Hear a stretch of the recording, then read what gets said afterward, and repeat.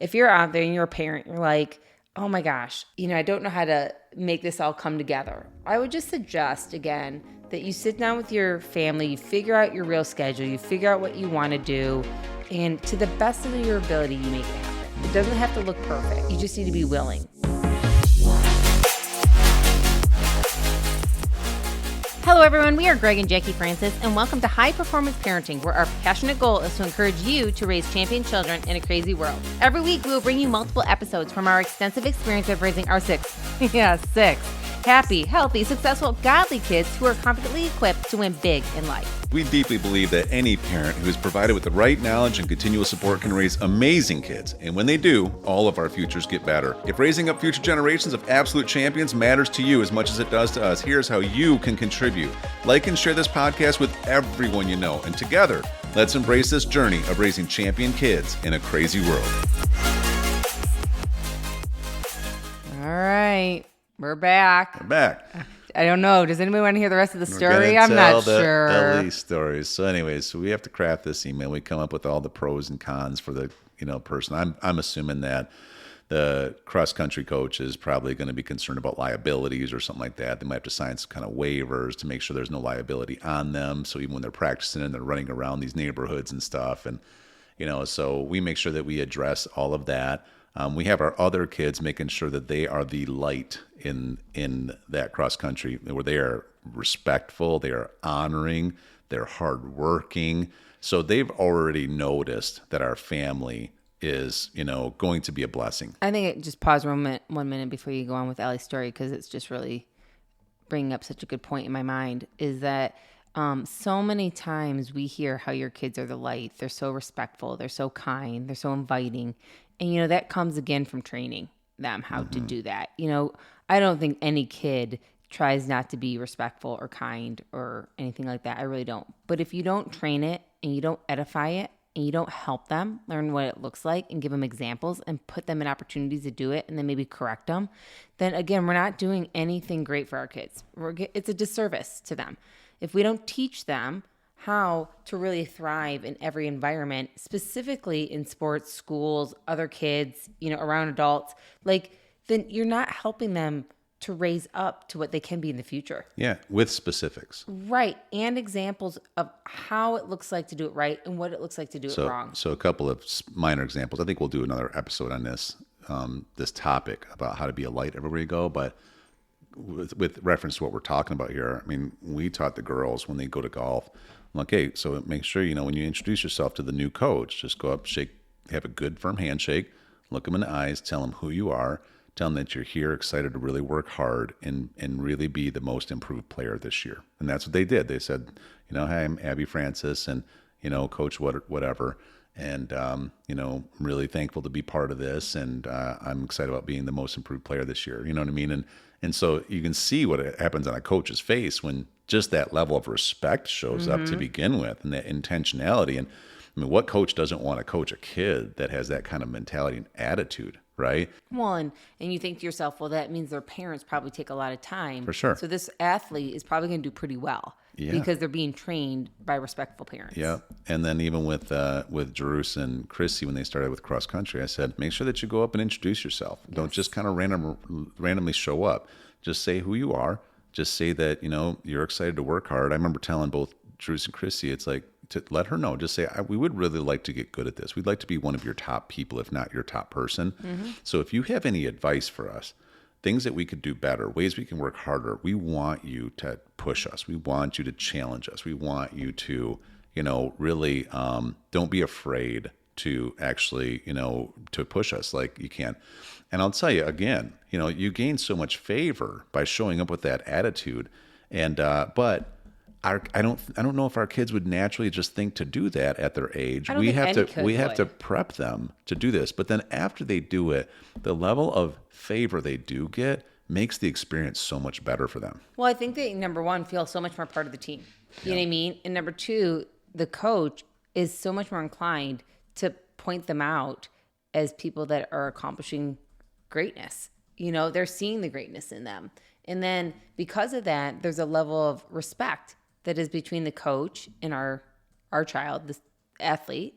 And that therefore when things arise, when there's opportunities to give them encouragement, when there's opportunities to put them in a position to run a race or play in a tournament that maybe they naturally didn't qualify for, they're more inclined to give them that chance because they know there's a level of respect there. So with that, how did you help Eliana? So then when I crafted this email to the coach, the cross country coach, and just said, hey, by the way, I really don't know if this is something that you are going to be able to do, but I wanted to be able to at least reach out to see if there is a way we could try to making this happen. I respect what you're doing as a coach. I want to make sure that we're only going to be a blessing to what you're trying to accomplish. So I don't want anything to be a burden here. I just kind of set that up from the beginning. And then I just said, so I have, of our children, we have 6, and our 5th child, she's going to 5th grade.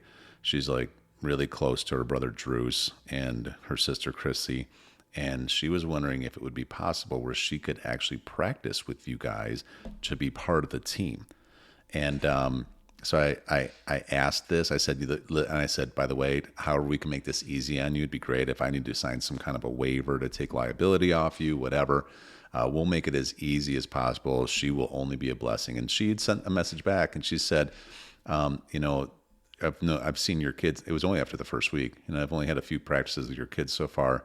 But they are such a blessing, and they are really great runners. They work hard. They're helping set the tone for the team.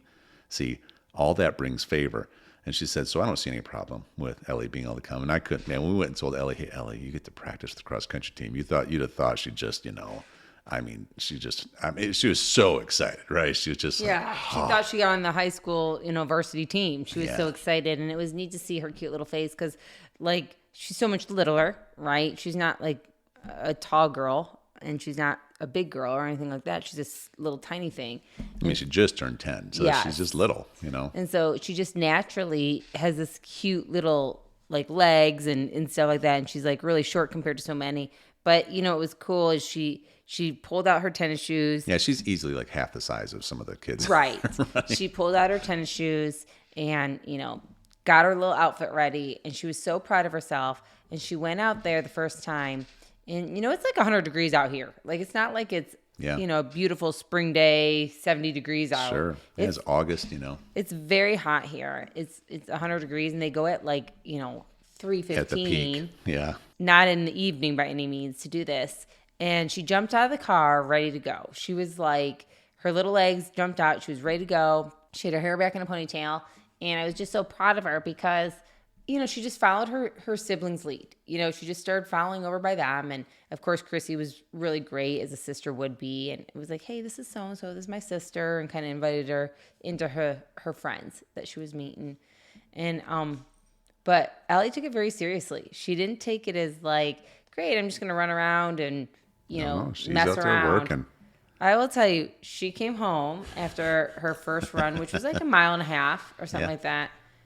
She was in how many kids? Are there 70 kids? 60 kids? Yeah, I think there's 60 to 70 kids. Yeah. Because it's co-ed. You run together. She came in the top 20. Yeah. Like, she was in the top 20, had never run before in her entire life. Right. Like, as far as this kind of competition. She came home. Her face was so beet red. Oh, it was so beet red. Her little legs were shaking. Oh, yeah. And, but she was so happy. Mm-hmm. And I was so excited that what a neat lesson to be able to teach her how to sell herself to get on this amazing, great team. Thankful that there's a coach that sees that, sometimes the answer is just yes. Mm-hmm. Yes, you can train with us. Right. And we taught her the first day she got out there. She's like, hi, coach. I'm Ellie. Her name. I'm Ellie Francis, and I just want to tell you thank you so much for allowing me to run with your team. I will only be a blessing out here. Yes. Right? And they remembered her name, and they were really excited. And it was just the beginning. And to fast forward a little bit about the story, not only did the coach encourage her, but what was neat is like a week or two later, they were giving out uniforms. Oh, yeah. And I had put in, for the big kids, their size. Ellie's not even really in the computer, so I didn't put anything in for her. And the coach came up to her at the end and offered her a uniform to wear. Right. Not, giving her any more promises, just saying, we have this uniform and I think it would fit you would you like to wear this So uniform? she's in this cute little uniform, so baggy on her because she's so so big. little. She's just the cutest thing ever. And she's just so proud. And then as they had their first meet that came up last week, right? And the Chrissy and Drews are excited because they just love competing, they're like, oh, it's going to be great, And Ellie's like, boy, I mean, we're just talking our own. I'm like, you'd like to compete, wouldn't you? And she's like, yes. And so she thought to herself, at least I'll put on my uniform. Maybe if I can just be a cheerleader, I'll put on my uniform. Well, and then we coached her again. Yeah. We were like 2 or 3 days out, and I said, okay, Ellie, I would suggest you probably say something like this. You go up to the coach, you look her straight in the eyes, and you just say, Coach, her name's DeVore. Coach DeVore, I would really like to be able to run in this race. If there is any way possible that could happen, I would so appreciate it. And if you let me run, I promise I'll make you proud. And so I explained this to her, and she literally, I told her probably twice, and I said, try saying it. And she said it, and I said, okay, maybe adjust it. And I got her kind of tuned in. And then, sure enough, like it was the day of the meet. So this is like 2 days later. I'm like, tell me what you're going to say. And she had practiced it. Yeah, she like nailed came it. out Yes. so, it did better than I just did. Like she came out so clear. And I'm just like, if you do that, they're going to, I'm thinking, who wouldn't say yes? So sure enough, so she goes and she does that. And guess what? She gets to run in the race. She did. She got to run. And I think it just comes back to, again, first of all, give somebody an opportunity to say yes. Yeah. And number two, study the skills that will allow you to get to the point where you can achieve what you want to. You know what I mean? Study what you need to. Ask people what you need to say, do. Get a coach. You know what I mean? Like our kids' coaches are us, but get a coach that can help train you up to be able to move to the next levels in life. And like what a neat opportunity to be able to teach not only her in this situation, but all the other kids heard what we just did there. And they're thinking, I'm going to do this too in the future. Yeah. If I want to be on a team, I'm going to sell myself. If I want to be seen, I'm going to be the light. If I want to be one that the coaches can rely on, I'm going to be one that comes up and introduces myself. I'm going to stretch myself because what's the worst that happens? Right. So then the results is so fun. We're there. I'm actually more nervous than they were. It was, I didn't expect to be nervous for a cross country race, but I was nervous for them. Not in like a way where I was concerned that it wouldn't be great for them or they wouldn't do well. It was just kind of like, I don't know, just like that nervous energy, like, okay, here we go. Let's go. And Chrissy goes out there first and just, she sets a pace and she does it. And it was good competition. Great. And do you remember what place? I think what'd she get? She got sixth. Sixth or fifth, something like that. I think she got sixth. She did fabulous. She got sixth out of, what was it, like 70? 70 girls. 70 girls. She got sixth. Because it was 3 different schools competing. Yep. And she rocked it. Her first race ever. She got sixth. And she gave it her all. Her best was enough, but her best was required. And she gave it all. And she was proud of herself. And they let the girls go first. Yeah. So here came Chrissy, sixth, coming across the line. Yeah. And then we're waiting. And their girls team won, which was awesome. Our middle school won. Yeah. But we're waiting for little Ellie. Like, here we are. Like, here comes Chrissy, and it's competitive. It's hot. It is hot out. And we're like, okay, where's Ellie? Where's Ellie? Because the boys hadn't taken off yet. They let the girls go first. Yeah. And so what happened? Ellie comes around the corner, this little thing just coming, and she's, she's working hard, right? Face beat red, just giving it her all. And they made her like pull off to the side before the finish line because they didn't want to counter officially because she's not actually officially, in the sixth grade. Yeah. But she came in 18th place out of 70 kids. And she's in 5th grade. The youngest one. Like she beat, I don't know how many 6th, 7th, and 8th grade girls. Yeah. She'll move in the top 10 soon.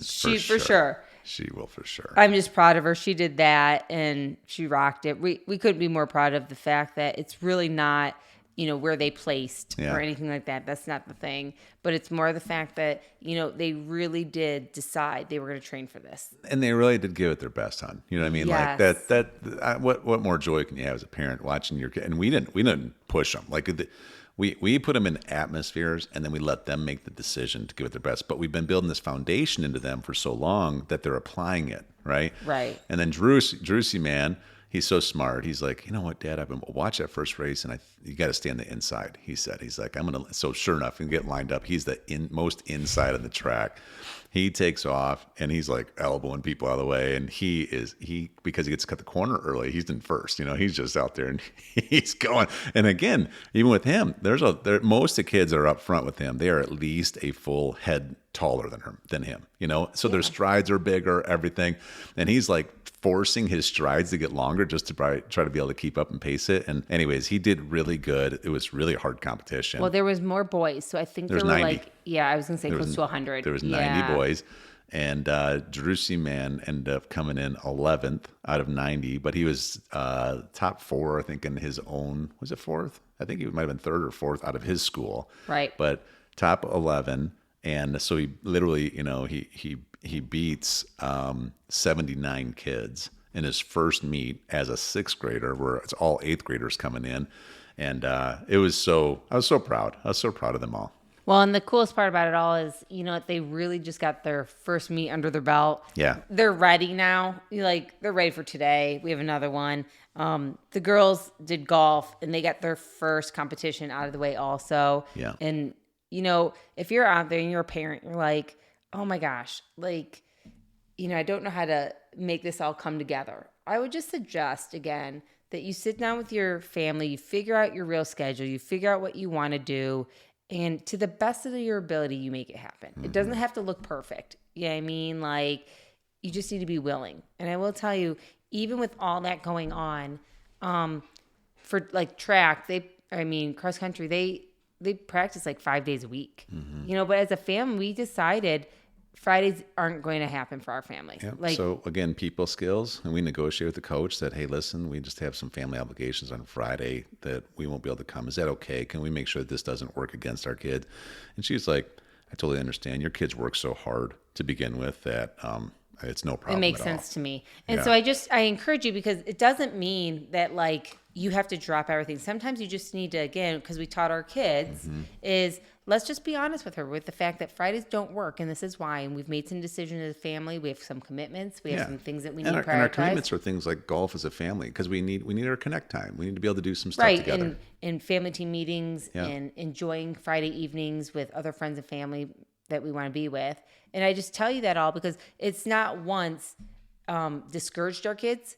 They work harder during the 4 days that they are there. The coach is super excited with the results they are getting. And I just think it's neat, because if you're trying to figure it all out, just again, remember that we are working towards a goal.